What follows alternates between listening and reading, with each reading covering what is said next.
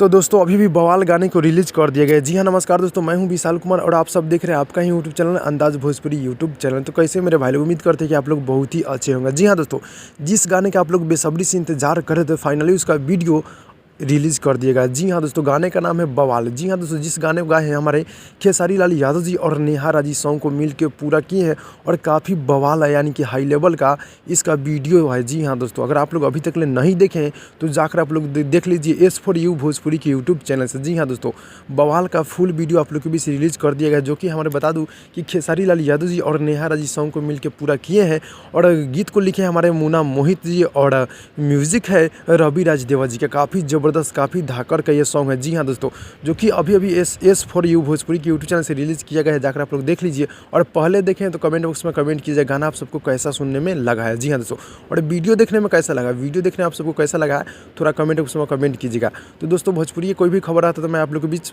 कोशिश करता हूँ पहुँचाने का, तो इसलिए मेरे चैनल को आप लोग सब्सक्राइब कर दीजिएगा। तो दोस्तों, चलते हैं अगली वीडियो में, तब तक के लिए बाय बाय।